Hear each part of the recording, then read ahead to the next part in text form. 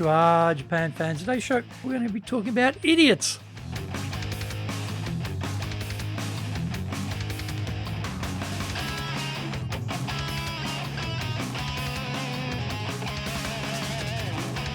Eigo desu. それでは行きましょう. So let's get going.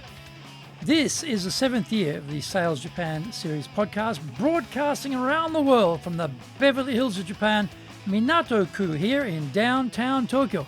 It is chic central. I'm your host, Dr. Greg Story, Dale Carnegie Tokyo franchise owner, the president of Dale Carnegie Tokyo Training, and the 3-time best-selling author of Japan Sales Mastery, which is Zaegyo in Japanese, Japan Business Mastery, and Japan Presentations Mastery in Japanese, Anata mo Purezen Tachijin. Plus, Stop Wasting Money on Training, which in Japanese is Training de Okane o Muda ni suru no wa yamimashou. And all are available on Amazon. In this podcast, I want to help you to survive and, even better, thrive in business. 1. Sell more and do it more easily. 2. Exceed your targets. In fact, blow up your targets. 3. Make some serious money. Don't forget to subscribe and share this podcast with your family, friends, and colleagues. We are not being sponsored by Libsyn, but we value your privacy, which is why we have our podcast hosted by Libsyn. Unlike many other hosting organizations, Libsyn have a strict policy that does not allow access to your private information by anyone. Here is our daily podcast lineup on Apple Podcasts. Mondays, the Cutting Edge Japan Business Show podcast. Tuesday, the Presentations Japan series, and every second Tuesday, the Business Tachijin no Oshie Show. Wednesdays, the Sales Japan series. Thursdays, the Leadership Japan series, and every second Thursday, the Business Pro Podcasto Show.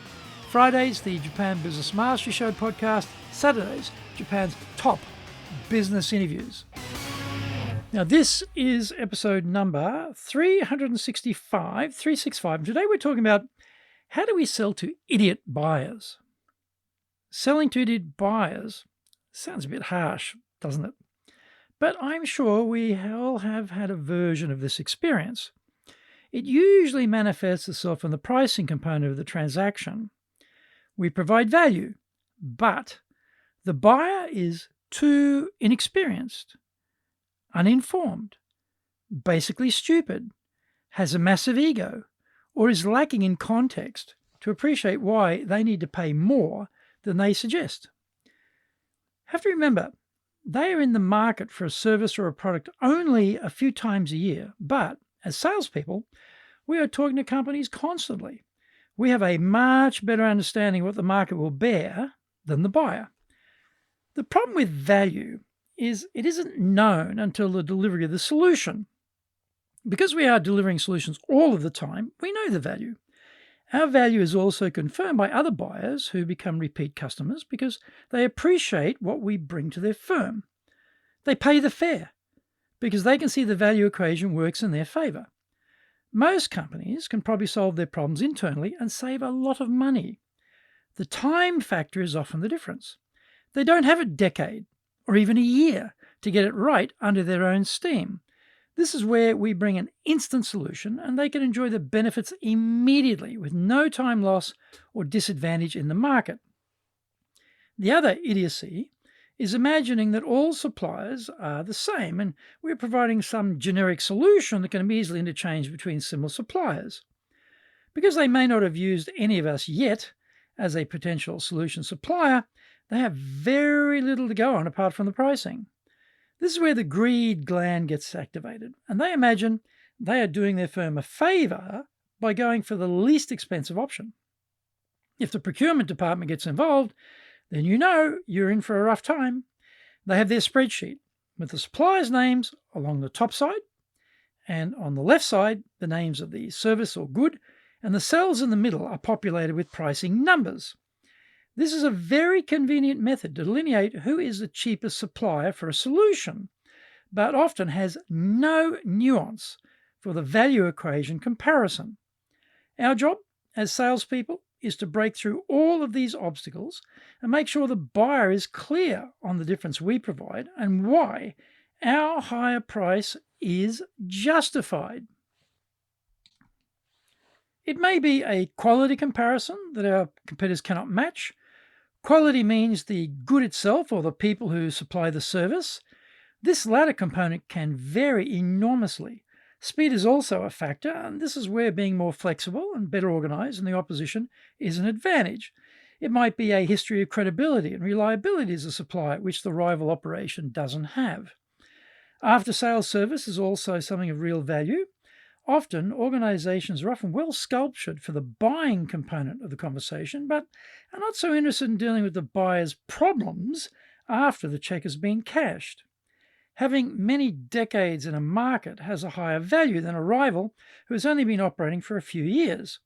It might be a global scope that means the solution can be taken around the world for them if they want to benefit at that scale.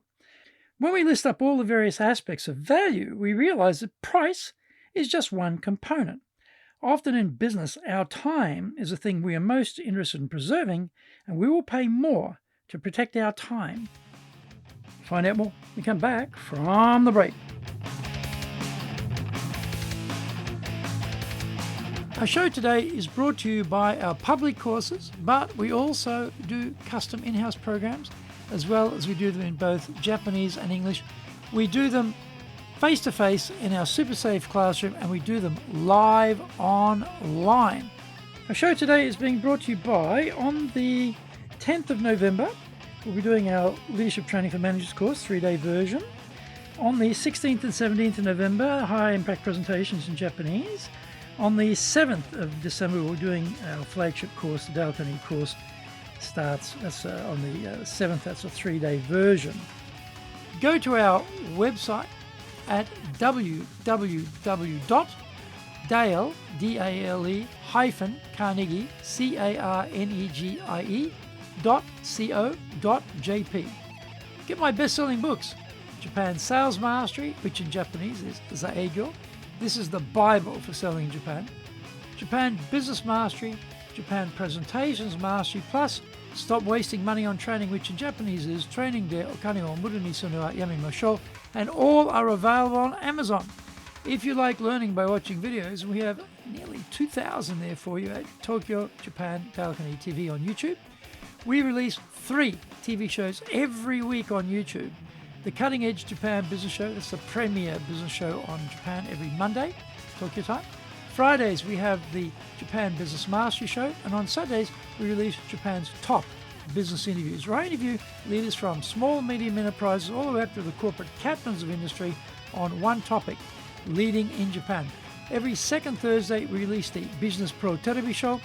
You can email me at greg.story@dalecarnegie.com.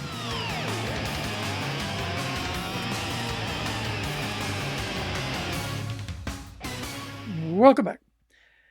When the client is uninformed, it is our job to educate them. The dumb salesperson way of doing this is to blurt out the differentiation we have compared to the rivals.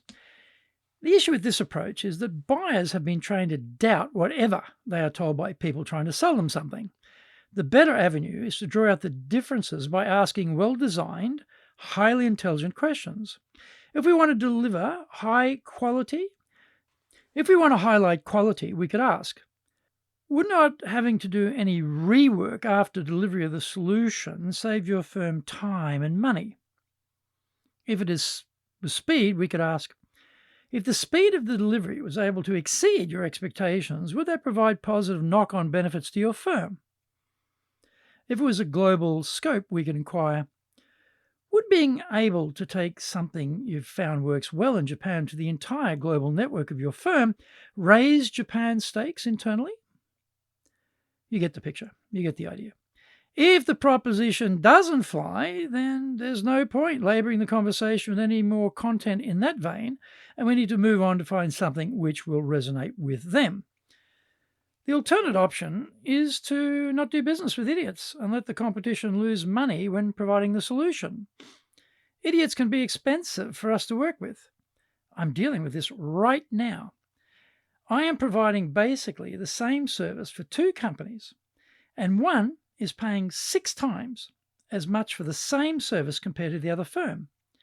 As you can guess, one buyer is an idiot. I'm only doing it because this person is temporarily involved and I have a long existing relationship with one of their key local people. Fundamentally, I'm doing it as a favour to the person I've been working with here in Japan, who is my champion, and who will remain my contact long after the visiting idiot has returned to their foreign lair.